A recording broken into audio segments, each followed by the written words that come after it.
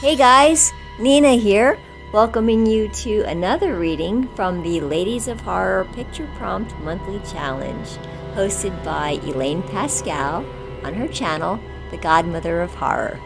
If you'd like to read along or read previously published pieces, please visit spreadingthewritersword.com or ladiesofhorror.com. In the meanwhile, enjoy the reading.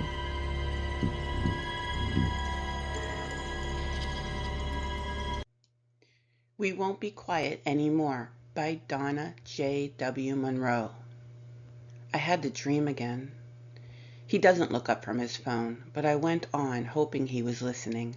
It was better than starting another fight. The one with black monoliths and cobbled alleys. Sasha ran through them, laughing and yelling for me to catch her. At first I'm laughing too, but I start falling further behind until I can't see her. I can only hear her feet slapping the stones. I yell at her to stop. He swipes, ignoring me, focusing instead on whichever time killer he's staring at. If he'd reach out and touch me, or at least look up, I wouldn't keep talking to fill the dead air between us. I call her name over and over. I can't hear her footsteps over my breath. I search the line of monoliths and the cobblestone path stretching under my feet. He turns away, a wall of indifference.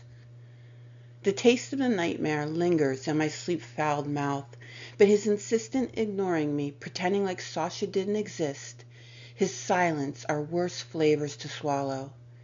I reach for his shoulder to feel the warmth he doesn't share with me anymore, not since that terrible day. He shudders when my fingers brush him. He jerks away, mumbling.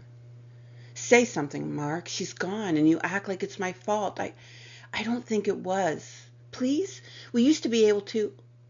When the phone rings, he gets up and leaves me there with my anxious words falling in puddles like tears.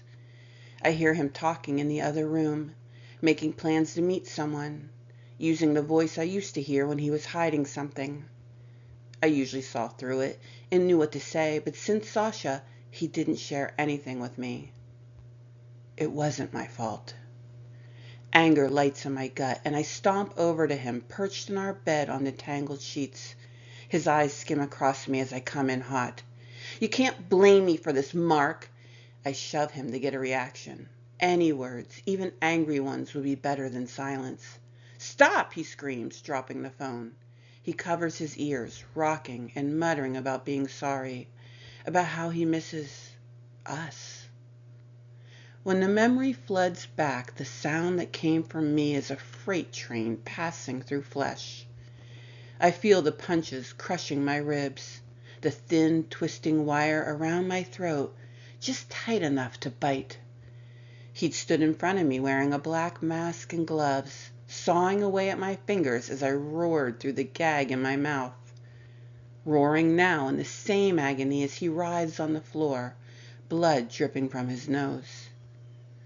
He told me who he was by how he moved, never saying a word. All I could do was mutter, "Why? Why?"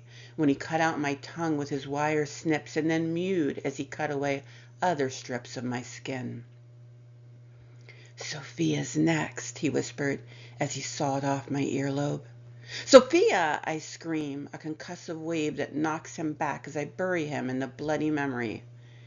He dropped her on the floor in front of me. Me with no tongue to comfort her. Me with no fingers to touch her. He'd laughed as I begged without voice. He pushed her a little closer, almost within my paddle hand's reach. She squealed and kicked under her father's boot. He laughed. Now I laughed, the same vicious booming laugh around him, shattering little bones in his ears, rattling his teeth. His eyes swam with the memory. Her little lungs rattled with wet gurgles. Her tiny hands thumped the floor. And the crunch, my screams, his laughs as her head collapsed under his boot. "Sophia!" we both scream as I wrap around him. Not my fault, yours. Not my fault, yours. I plunge icy fingers into his body, ripping away at his stolen life. I scream until he lays in his own piss and blood. No more, please. I'm whispering breeze across his broken ears. There's so much more. Just wait. He curls up, snot and tears mixing on his cheeks. Sophia's so much bigger now. She won't be quiet any more, I promise, as the morning sun burns through my misty form.